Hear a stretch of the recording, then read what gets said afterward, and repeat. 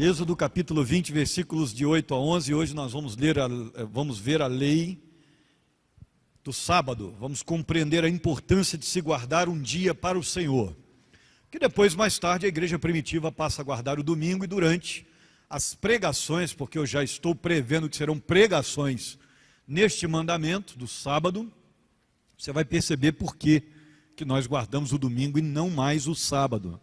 Ok? Você vai perceber isso claramente, e os motivos pelos quais os apóstolos também modificaram o dia.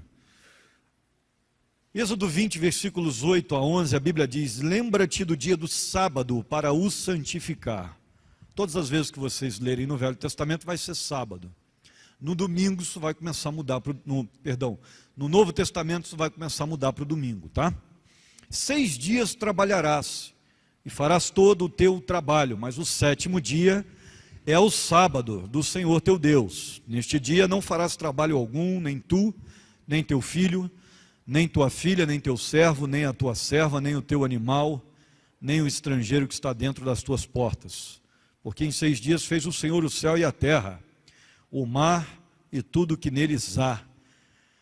Ao 7º dia descansou. Por isso o Senhor abençoou o dia do sábado e o santificou. Agora Deuteronômio capítulo 5. Eu não sei se você sabe, Deuteronômio é a repetição da lei. Deutero é repetição, e nômio é norma. Então é a repetição da norma. Quando Moisés morre, havia uma nova geração nas fileiras da liderança de Israel. O povo de Israel foi sepultado no deserto de Cades Barnea porque reclamou, lembra? E só Caleb e Josué foram permitidos entrar na terra prometida. E automaticamente toda aquela nova geração precisava ler a lei de novo, os filhos daqueles que morreram no deserto. E aí Deuteronômio vem com a proposta de reler a lei. Então Deuteronômio é a repetição da lei. Por isso que quando você lê Gênesis, Êxodo, Números, Levítico e Números, quando você chega em Deuteronômio parece que está repetindo tudo de novo, e está mesmo. Porque é a repetição da lei para a nova geração. E lá na repetição da lei, o mandamento do sábado é claro, revisto. Ele é reapresentado. Olha o que diz aí Deuteronômio 5, 12 a 15. Guarde o sábado, que é um dia santo como eu, o Senhor Deus, mandei. Faça todo o seu trabalho durante 6 dias da semana, mas o 7º dia da semana é o dia de descanso, dedicado a mim, o seu Deus. Não faça nenhum trabalho nesse dia, nem você, nem seus filhos, nem suas filhas, nem seus escravos, nem as suas escravas, nem os seus animais, nem os estrangeiros que vivem na terra de você. Assim como você descansa, os seus escravos também devem descansar. Lembre que você foi escravo no Egito e que eu, o Senhor, seu Deus, o tirei de lá com a minha força e com o meu poder. E é por isso que eu mando que você guarde o sábado. Amém? Legal? Vamos orar? Senhor, com a Tua palavra aberta nesta hora, reverência em nosso coração, temor diante do Senhor, e realmente cheios de esperança e expectativas de que Tu falarás conosco mais uma vez, nesta noite mudarás a nossa realidade, nossa essência, nossa vida. Nós pedimos-Te que faças a obra que tens para fazer conosco através desta palavra de hoje. Nós sejamos conscientizados de que precisamos realmente levar isso a sério, aquilo que a Tua palavra nos manda. Oramos em nome de Jesus Cristo. Amém. Queridos, compreendendo a importância de se guardar um dia para o Senhor. O 4º mandamento fala da santificação do dia do Senhor, esse dia santo. Todas as vezes que vocês ouvirem a palavra santo na Bíblia,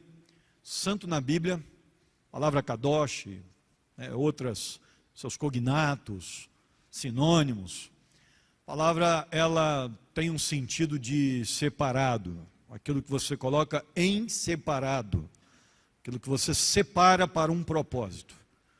Por isso que muitas outras coisas vão ser chamadas de santas na Bíblia, porque devem ser separadas para o Senhor. Quando a Bíblia diz que o dízimo será do Senhor, separado para o Senhor, a ideia é essa, é santificado, está separado, não é nosso, é dele. Quando a Bíblia diz que o povo de Deus é separado deste mundo para Deus, significa exatamente isso, que nós fomos separados para Ele, somos propriedade exclusiva dEle, nós não podemos estar em contato com esse mundo vil, com o pecado desse mundo vil, somos separados, por isso a Bíblia nos chama de santos. Essa é a ideia que está sempre em foco, quando a ideia de santidade se apresenta e quando também a ideia de santo, a palavra santo aparece. Santo sempre será separado, essa é a ideia.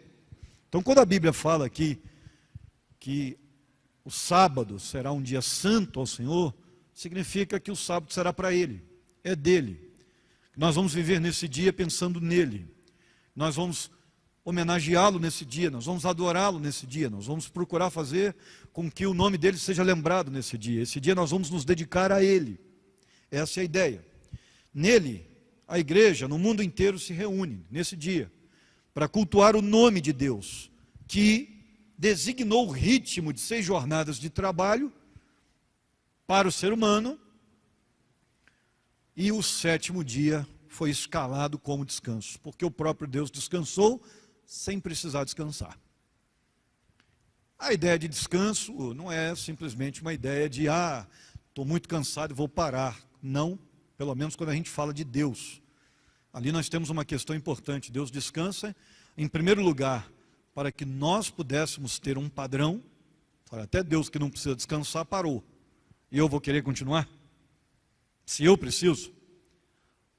Ok? E em segundo, mais tarde eu vou contar, porque eu não vou contar agora, a questão da ideia de reino presente no texto. Só guarde isso. Existe uma ideia de reino presente no texto.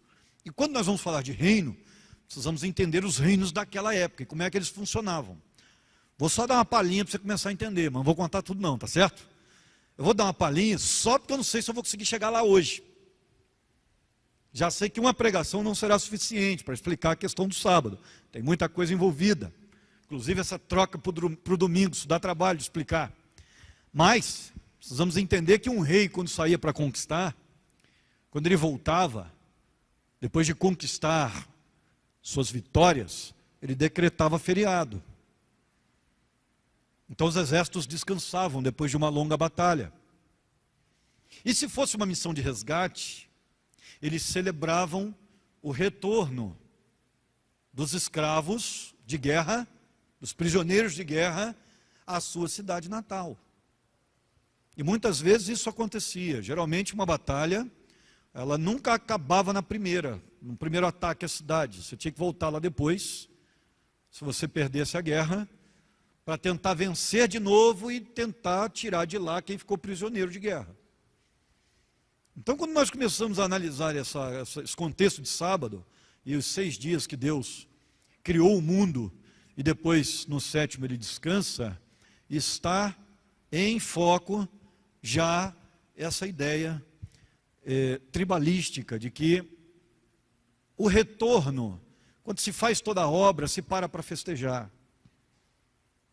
Depois que você realiza um grande feito, uma grande conquista, você para festejar. E é como se Deus dissesse assim: Adão, estou parando agora para você me festejar, por tudo aquilo que eu fiz por você. Entende a ideia?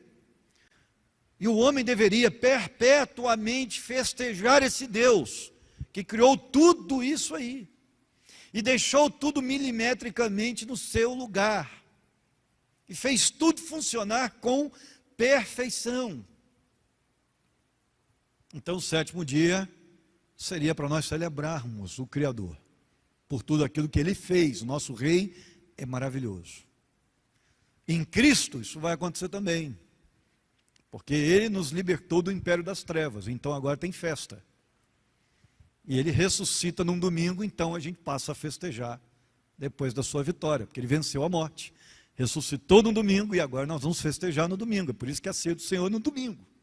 E por que a ceia do Senhor tem um lembrete? Olhem para a cruz, olhem tudo que Ele fez, porque Ele foi lá nos buscar, entregou a sua própria vida, mas Ele venceu a morte e agora nós vamos festejar.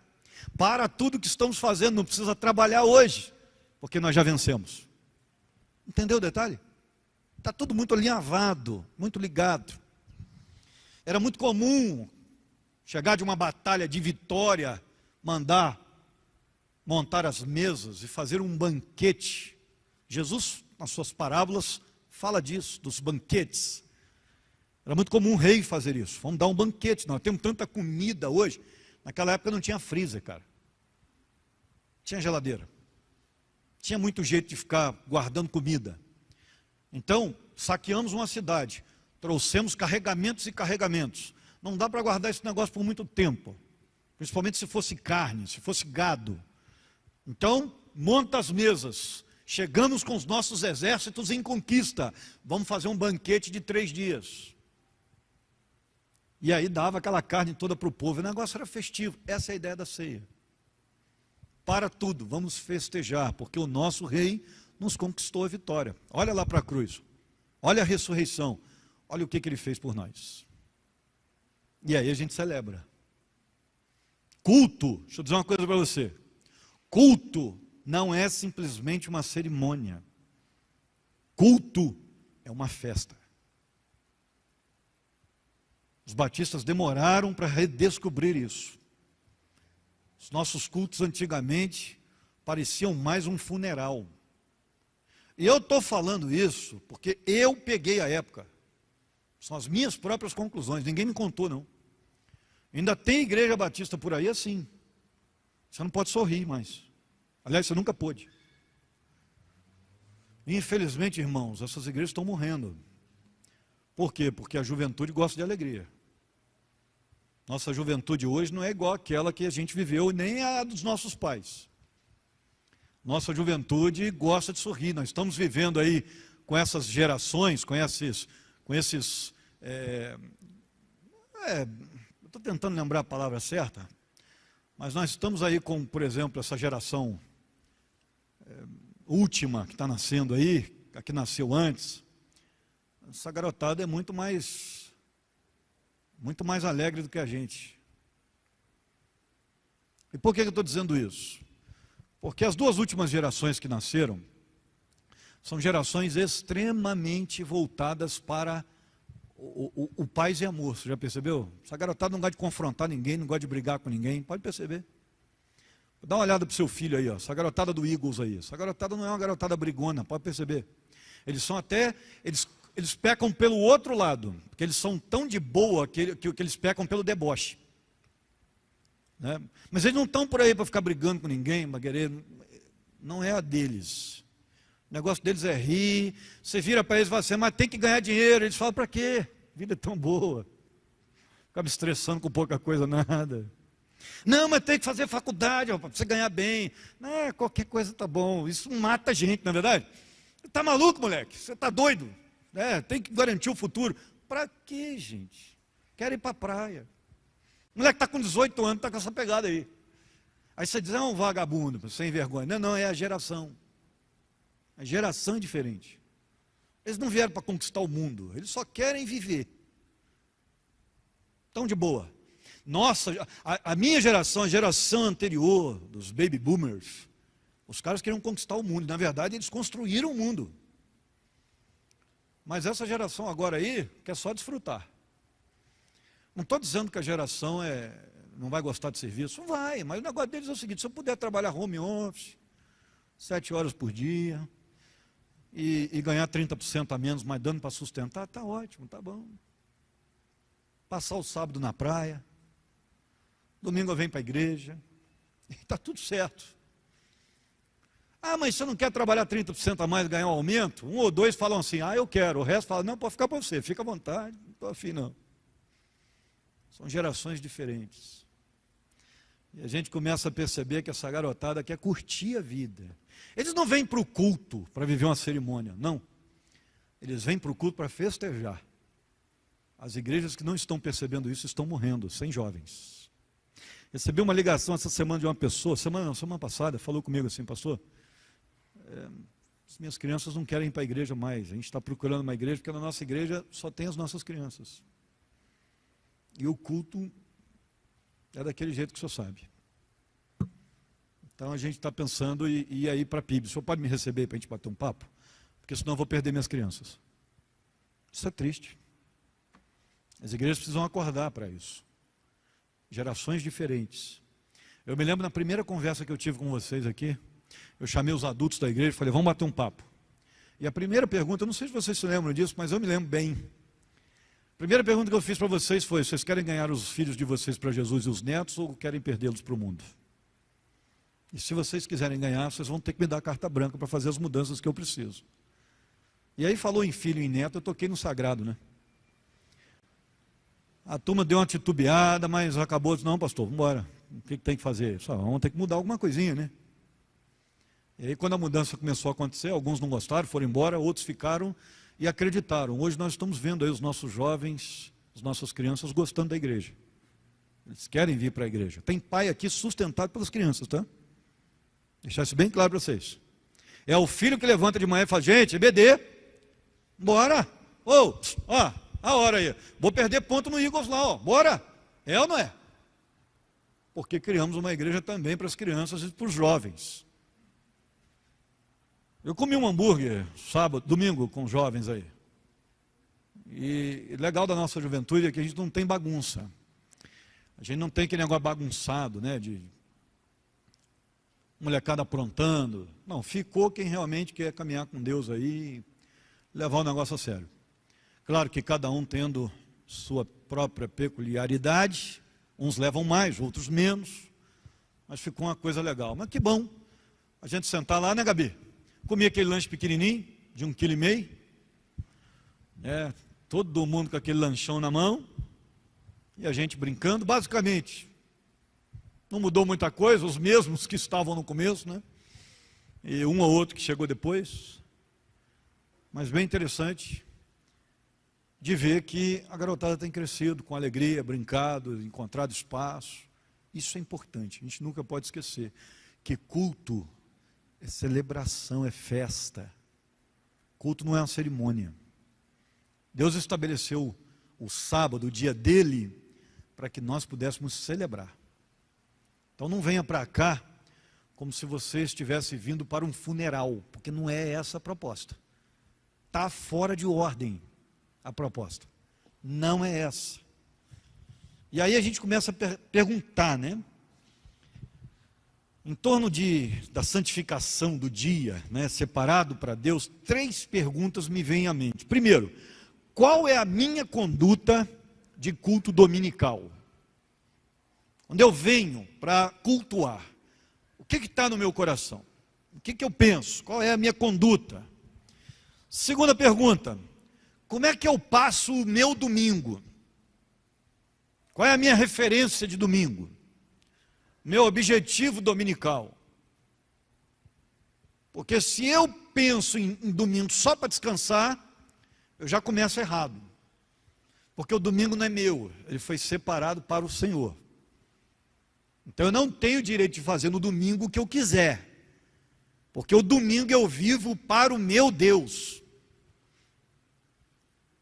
Viu como é que a coisa começa a mexer? Começa a mudar? Aquele negócio de todo mundo aí levanta, né? Pega a boia. Minha época era boia, né? Pega a boia aí, põe o macarrão lá de espuma no carro, as cadeiras de praia, porque hoje é domingo, é o nosso dia. Está errado, nunca foi. Desde o princípio da humanidade que esse dia é separado para o Senhor. Você sabia que esse negócio de guardar o sábado não é coisa dos judeus? Antes dos judeus começarem a guardar o sábado, o mundo já guardava. Nós temos já escritos que mostram que antes de Moisés dar os 10 mandamentos, o mundo guardava o domingo. Aliás, o sábado, perdão. O mundo já guardava o sábado. Por quê? Porque conhecia o mandamento lá da época de Adão. Estabeleceu isso como proposta. De homenagear os deuses no dia de sábado, o 7º. E os outros povos adoravam os seus deuses no mesmo dia. Isso é até um argumento interessante para a questão adâmica. E tudo indica que veio de um ensinamento lá de trás. E terceira pergunta, como é que eu sirvo a Deus nesse dia? Porque deixa eu dizer uma coisa para você, lembra daquela ideia do tabernáculo? Uma vez por ano, o sumo sacerdote entrava na câmara mais sagrada. Vocês lembram disso, né? Vocês estão acompanhando, né? Eu estou com uma proposta aí, eu comprei umas miniaturas da arca, do candelabro. Eu mexo com madeira, gosto. Estou querendo fazer um tabernáculo pequenininho. para colocar aqui para vocês, para a gente abrir o tabernáculo, ver por dentro como é que funciona. Eu vou reproduzir na escala e nos materiais devidos, para que você tenha noção exata de como era o tabernáculo, colocar todas as cobertas, colocar as colunas, os números certos, pintar nas cores adequadas, né? Porque tinha coisa de prata, de bronze, de ouro e tal. Mas não sei se vai dar tempo, porque essa vida que eu levo, eu estou passando pouco tempo dentro da minha pequena oficina lá, então não sei se eu vou conseguir montar. Mas a ideia é essa, montar alguma coisinha para você ter noção. E aí todas as vezes que eu for falar de tabernáculo, se ele estiver aqui na minha frente, eu consigo mostrar para você, tirar o mantinho, mostrar onde é e tal. Bem, é interessante que você perceba que só o sumo sacerdote entrava na recâmara mais sagrada, e na segunda parte, que era mais habitada, os sacerdotes faziam serviço. Com o rasgar do véu, que detalhe, rasgou de cima a baixo e não de baixo a cima, mostrando claramente que foi Deus quem o rasgou e não o homem que foi rasgar. Aquele véu, quando se rasgou de cima para baixo, ficou evidente que a casa do Senhor estava aberta para a humanidade, para quem quisesse entrar.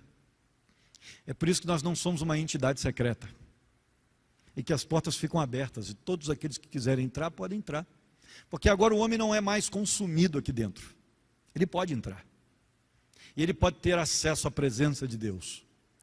Mas um detalhe muito interessante, e a gente às vezes não percebe, é que não era para nós todos estarmos aqui, não era para aquela professora estar lá dando aula no culto infantil, não era para ninguém estar na recepção, não era para ninguém estar aqui cantando nada, não era para eu estar pregando e ensinando a palavra de Deus para você, não era para termos diáconos, líderes de ministérios, pessoal de finanças, se nós não fôssemos sacerdotes.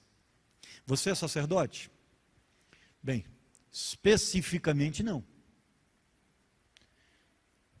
E por que você está aqui dentro? Simplesmente porque quando Jesus conquistou a vitória na cruz,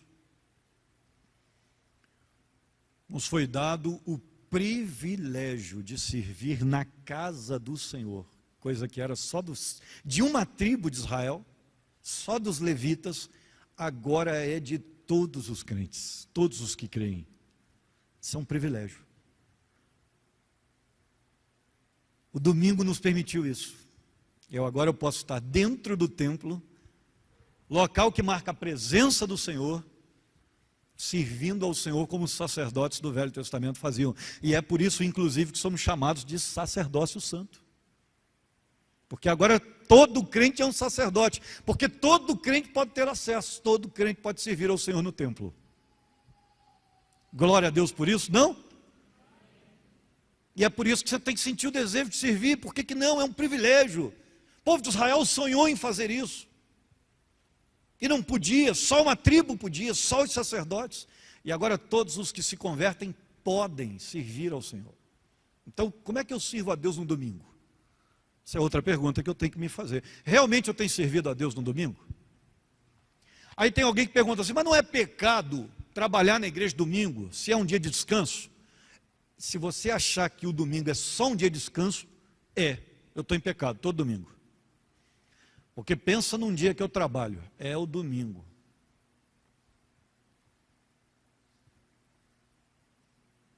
E aí, estou em pecado então, eu tenho que descansar no domingo? Mas e os sacerdotes que trabalhavam no templo? Os sacrifícios eram feitos no sábado, alguns deles. Eles também não estavam trabalhando? Porque o dia do Senhor não é um dia só de descanso. É um dia de servi-lo. É um dia que temos para fazer a vontade dEle. Trabalhar pela causa dEle. Trabalhar pelo desenvolvimento da obra, celebrando-o. Nesse sentido, eu celebro a Deus enquanto trabalho e trabalho enquanto celebro. Percebe? É uma alegria para mim servir ao Senhor. Se alguém perguntar para mim qual é o momento sublime da sua vida, mais maravilhoso, aquilo que mais é quando eu prego. Eu não tenho maior prazer do que esse. Pregar sem dúvida nenhuma, é o maior prazer da minha vida. E eu tenho um voto com Deus. E se alguém me convidar para pregar, seja onde for, se eu tiver agenda, eu irei. Desde que não seja na sexta, né? Que senão a Beatriz... Aí eu também acho que não é bíblico, não. Mas em alguns casos até na sexta. É uma alegria poder servir ao Senhor. O que você tem feito com o seu domingo? Porque depois que o véu foi rasgado, você pode entrar, pode servir, pode trabalhar. Santificação do dia do Senhor não se originou com a igreja, nem através de uma mente humana benevolente, mas na mente de Deus. Foi o Criador quem instituiu para o bem da sociedade humana um dia de descanso e para que nós pudéssemos celebrá-lo. E quando não observamos esse mandamento, é a mesma coisa de estarmos quebrando a lei inteira. Estamos quebrando a lei inteira. Porque a Bíblia diz que se quebrar um, quebra todos. E se torna culpado de todos. Quando eu não guardo o domingo para o Senhor, é a mesma coisa de eu quebrar os outros 9 mandamentos do decálogo. Porque ele tem o mesmo peso. É como se eu estivesse idolatrando, é como se eu estivesse adulterando, mentindo, assassinando pessoas. Tem gente que fala, não, o sábado passou, não é mais obrigatório. Ei, peraí, querido. O negócio está junto com outros 9 mandamentos que não passaram. Será que só ele passou? Tem alguma coisa errada com essa perspectiva. Porque se eu não preciso mais guardar um dia para o Senhor, eu também não preciso mais não matar. Eu posso matar agora. Porque se anular um mandamento nos 10, eu posso anular os 9. Os 10 maiores mandamentos estão reunidos aí. Ah não, Jesus aboliu o sábado. Querido, nós vamos aprender durante as pregações sobre o sábado, que Jesus não aboliu o sábado, ele inclusive guardou o sábado. Ele só mostrou o seu significado adequado e combateu as leis humanas em relação ao sábado dos fariseus. Porque os fariseus criaram outra lista de mandamentos só para o sábado. E aí vem Jesus e diz assim, olha, isso é coisa humana, isso não está na Escritura. Vocês estão ensinando sobre o sábado aí, não tem sentido. Não é para isso que o sábado foi feito. Muito próprio, inclusive, entender isso, porque Jesus, ele dá um significado adequado ao sábado, que é o significado de celebração e não de fardo. Os fariseus tinham dado um significado de fardo ao sábado, como se o sábado fosse um negócio pesadíssimo. Aí vem Jesus e diz, não, queridos, que é sinônimo de alegria.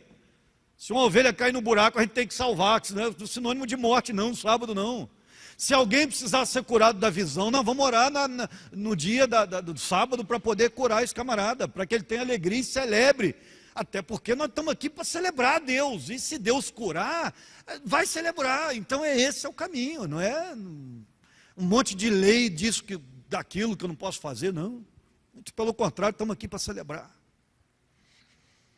O povo de Deus em Israel e o judaísmo santificam o 7º dia da semana, inclusive como lembrança da libertação do Egito. No Velho Testamento eles celebravam no sábado, e inclusive o próprio Deus promove isso, porque ele diz assim, ó, quando o estrangeiro estiver no meio de vocês, ele também vai guardar o sábado. Não saia para me festejar e coloque o estrangeiro e o escravo para trabalhar no sábado, porque eles também vão descansar.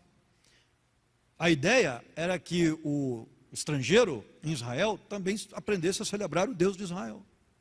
E ele diz assim, porque eu livrei vocês do Egito. Lembra? Vocês eram escravos lá. Lá vocês não podiam me celebrar. E vocês não vão fazer o mesmo agora com as outras nações. Vai dar folga para todo mundo. Você que é dono de empresa aí, que vem trabalhar e bota todo mundo para trabalhar domingo lá. Isso é para você. Claro que a turma que faz turno, são empresas que não podem parar, não tem para onde correr. Não tem para onde correr. Polícia, né? Senão, domingo seria um caos.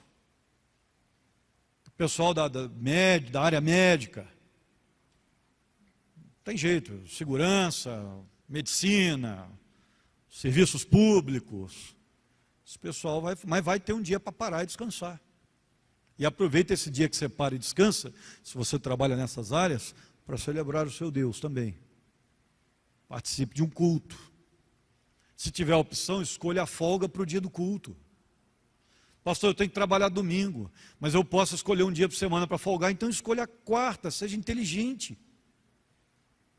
Porque aí por isso que a gente tem um dia a mais, porque a nossa sociedade caminhou para essa necessidade. Tem gente que só trabalha domingo. Eu fui pregar numa igreja que o pessoal fez um pedido para mim, não, por favor, venha pregar no sábado também, porque no domingo não tem quase ninguém aqui, igreja na beirada da praia. Então sábado à noite a igreja lota, e no domingo de manhã não tem ninguém. Por quê? Porque o pessoal vive da praia. Então no Rio tem muito isso. Ubatuba é assim, as igrejas domingo de manhã quase não tem culto. Por quê? Porque ninguém vai, o pessoal vive da praia. Olha que problema. Eu queria que você abrisse a sua Bíblia em Atos 20, porque só para você ter uma ideia da situação. Vou explicar para você a situação, como ela é complexa. Eu sabia que essa mensagem não ia dar para pregar numa noite só. Eu estou chegando agora à metade da introdução. Percebeu o problema? Você percebeu o problema? Até agora eu não falei de nenhuma lição principal. Eu estou na metade da introdução. Atos 20, versículo 7. A Bíblia diz assim, ó. No primeiro dia da semana, tendo-nos reunido a fim de partir o pão, Paulo, que havia de sair no dia seguinte, falava com eles e prolongou o seu discurso até a meia-noite. Rapaz, os caras pregavam até meia-noite e a igreja ficava. Ô sonho! Passar de 10h30 aqui, só vão ficar uns 6. E olhe lá, porque acho que eu estou sendo otimista. Mas no primeiro dia da semana, domingo, já começa a elaborar na sua cabeça aí que o Novo Testamento não tem igreja guardando o sábado. Só o domingo. 1 Coríntios 16, por favor. Por que os apóstolos fizeram isso? A gente vai aprender durante essas pregações. 1 Coríntios 16. Adianta um pouquinho aí só.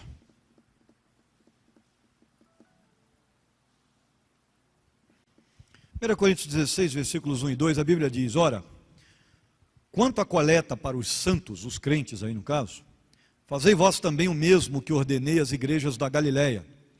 No primeiro dia da semana, cada um de vós ponha de parte o que puder, conforme tiver prosperado, guardando-o, para que se não façam coletas quando eu chegar. Aí você diz, mas por que não fala domingo? Porque essa não era a expressão da época. Domingo é um termo mais moderno. Ok? A primeira expressão era primeiro dia das semanas, para o domingo, segundo dia da semana para a segunda, e por aí vai. Até chegar ao sétimo dia da semana, que é o sábado. É o sétimo. A igreja primitiva passou a se reunir no domingo. Tem vários motivos pelos quais isso aconteceu. Como eu disse para você, domingo acontece muita coisa, a gente vai ver aqui, mas um dos motivos também interessantes era que os judeus eram perseguidos junto com os cristãos. E muitas vezes, para o Império Romano, judeus e cristãos eram a mesma coisa. E os cristãos começaram a perceber que tinham que se diferenciar dos judeus para fins de evangelismo. Isso também foi levado em consideração. Para que a comunidade, a sociedade pudesse perceber que o cristianismo não era a mesma coisa que o judaísmo. Isso tinha que ficar evidente. Então o domingo muitas vezes era usado com fins evangelísticos e acabou virando, teologicamente mais tarde, uma opção viável, à medida em que os apóstolos começaram a perceber a teologia. Jesus ressuscitou no domingo, eles começaram a celebrar a ceia no domingo, porque o nosso rei conquistou a vitória para nós no domingo, então vamos celebrar, vamos comer. Isso era o costume dos reinos. Ebenezer Soares Ferreira escreveu um livro chamado Manual da Igreja do Obreiro. Esse livro, durante muitos anos, foi o nosso manual eclesiológico, manual para a nossa conduta como igreja. Porque Ebenezer é extraordinário. Um pastor batista, muitos anos na denominação, e uma mente brilhante. Então ele escreveu o Manual do Obreiro, da Igreja do Obreiro, sobre como dirigir igreja, como tratar com as questões da igreja. E aí, por conta das nossas brigas ideológicas num bom sentido, com os adventistas, historicamente no Brasil, ele deu orientações sobre essa questão do domingo e não sábado.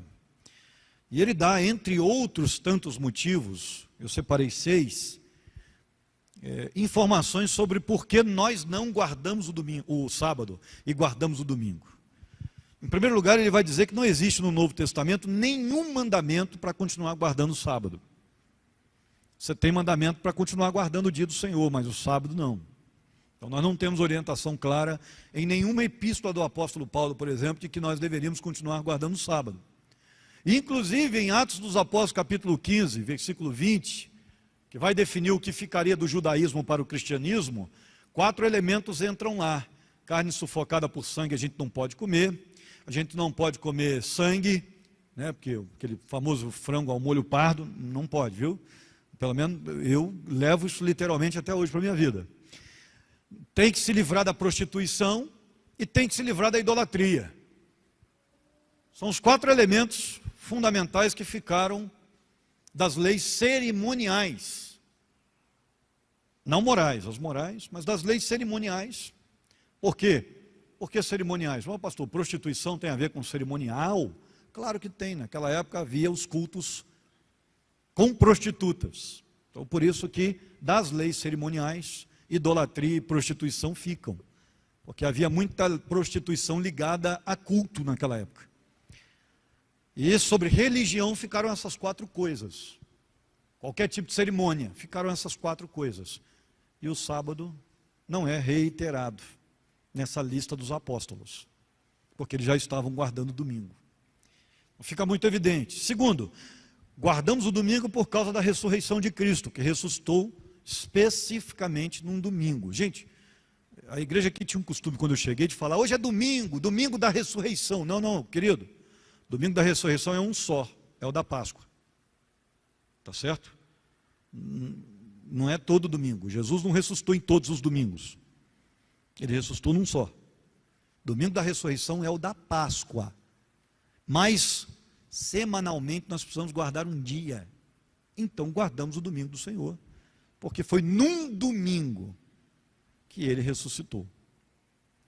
Terceiro lugar, foi em dias de domingos que marcos históricos e cristãos aconteceram. Jesus apareceu num domingo aos apóstolos. A impetração da sua bênção sobre os apóstolos foi num domingo. Descida do Espírito Santo em Atos 2 foi num domingo. A grande comissão foi dada num domingo. E Jesus subiu aos céus num domingo. Então o domingo ficou marcado por esses eventos extraordinários, miraculosos. Parece que Jesus, de propósito, escolheu domingos para executar as questões mais importantes do cristianismo. A ceia era servida aos domingos, primeiro dia da semana. Outro motivo para a gente guardar o domingo: os cristãos primitivos e os pais da igreja só guardavam o domingo. Então, historicamente, nós temos fundamento. Outra coisa, os pais da igreja sempre guardaram o domingo e escreveram sobre a necessidade de se fazer isso. Não só guardavam, mas eles também mandavam guardar o domingo, porque entenderam isso dos apóstolos. O importante não é observar o sábado simplesmente, mas sim um dia para o Senhor. E como eu disse no começo, se você trabalha no domingo, mas guarda a quarta, beleza.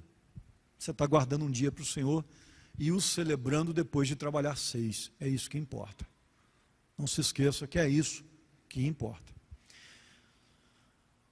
O domingo abre-nos perspectiva para o grande futuro. e aí eu quero terminar com isso, porque o domingo é o dia de estarmos com Deus, já prefigurando aquele dia que estaremos com o Senhor para sempre. O domingo nos lembra que um dia nós vamos estar com o Senhor para sempre. Ele é uma espécie de eternidade vivida no tempo. O que nós vivemos aqui domingo, um pedaço do céu, onde Deus fala conosco, nós falamos com Deus,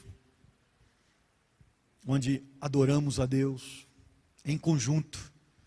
Ah, mas eu posso fazer isso em casa, mas não em conjunto, como nós vamos fazer no céu. Percebe? Você pode adorar e deve a Deus todo dia, você pode orar todo dia, você pode ouvir pregação todo dia, mas só tem um dia que você faz isso junto com seus irmãos, como você fará no céu, no dia de culto. Entende? Ah, pastor, mas eu posso chamar todo mundo para o aniversário, uma vez por ano. Você vai fazer culto na sua casa toda semana? Aí você vai ser acusado de motim. Porque o lugar de culto não é lá, é aqui. Ah, eu posso fazer uma reunião de vez em quando com os meus, chamar minha família, chamar alguns irmãos da igreja? Pode, mas você não pode fazer isso toda semana, porque o lugar de culto é aqui. Lembra de Paulo? Paulo escreve lá para os coríntios, lembra disso? Os coríntios estavam chegando primeiro, os ricos, fazendo a ceia deles mais incrementada. Vamos fazer uma ceia melhorzinha, um pãozinho melhor, né? Um vinho mais requintado, esses pobres trazem um negócio aí horrível, né? Não, a gente vai aproveitar, a gente já põe aí um caviar, um negocinho no meio. Vamos fazer uma ceia legal, vamos chegar antes. Paulo descobre, rapaz, tal do Paulo era bravo, hein? Paulo descobre que os ricos estavam chegando primeiro fazendo a ceia escondido, para não ter que cear com os pobres. Olha. Aí o pessoal fala que a igreja de hoje desviou. Querido, igreja sempre foi igreja. Sempre tem uma parte que dá problema. Isso aí é na história. Olha a igreja de Corinto. Olha a igreja de Laodiceia na Bíblia. Sempre tem uma parte que dá B.O. E aí Paulo escreve e diz assim, ó, vocês estão com fome, vocês comem em casa, porque a ceia não é para isso não. Vocês estão se reunindo para pecar. Por quê? Porque tem que ser junto. Todo mundo junto. Não tem separatismo na ceia do Senhor. Uma das coisas lindas na igreja, eu disse isso aqui esses dias, é que a igreja iguala todo mundo. Deveria. Deve.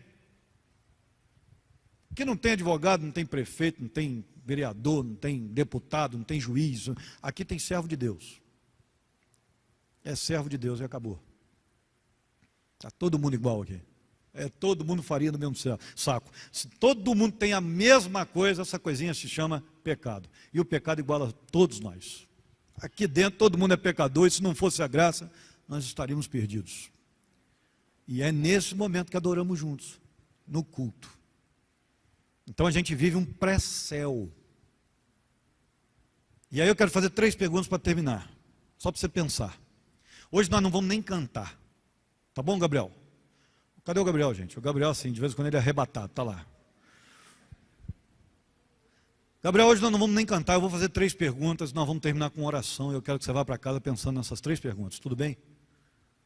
Nada tirar sua atenção. Primeiro,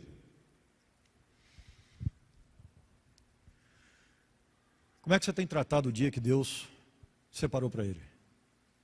Um dia seu ou dele? Para fazer o que você quer ou para fazer o que Ele deseja? Essa é a primeira pergunta. Segunda, você não tinha o direito de participar ativamente no templo antes de Cristo conquistar isso para nós. Hoje você pode trabalhar na casa do Senhor e servir como um sacerdote. Servia no Velho Testamento. O que é que você está esperando? Se ainda não faz. Segunda pergunta. Terceira. Se o último dia depois de trabalharmos 6. É um dia de celebração e festivo. Se a gente vive um pedaço do céu aqui na terra, com que tipo de sentimento você está vindo para o culto? Com alegria? Ou reclamando porque tem que acordar cedo no domingo? Porque esse é o problema da igreja. Ela quer ir para o céu, mas não quer viver isso na terra. Você não acha antagônico? Como é que você quer dizer que quer ir para o céu, se nem o pré-céu você tem prazer de participar? Será que de fato você tem esse DNA de que ama estar no céu? Se nem no pré-céu você quer um pedaço daquilo que a gente vai viver, você quer participar? Você tem prazer em participar? Você vem uma vez por mês, 15 dias, levanta e vem para a escola dominical reclamando. Não fala nada talvez, mas por dentro vem reclamando. Querido, isso aqui é céu. Nós estamos vivendo um pedaço do céu. Se você não tem ânimo para vir para cá, há uma possibilidade muito grande de você não entrar lá. De não ter o DNA que é preciso para entrar lá. Porque tem que amar esse negócio. Tem que celebrar esse dia. Tem que vir para cá com alegria. Porque eu vou viver um pedaço do céu. Amém? Terminei minha introdução. Dobre o seu joelho aí e pensa naquilo que você está fazendo do domingo. E nos próximos dias nós vamos ver aí o restante. É o seu momento com Deus e a gente termina o culto assim. Vá em paz e que Deus lhe abençoe.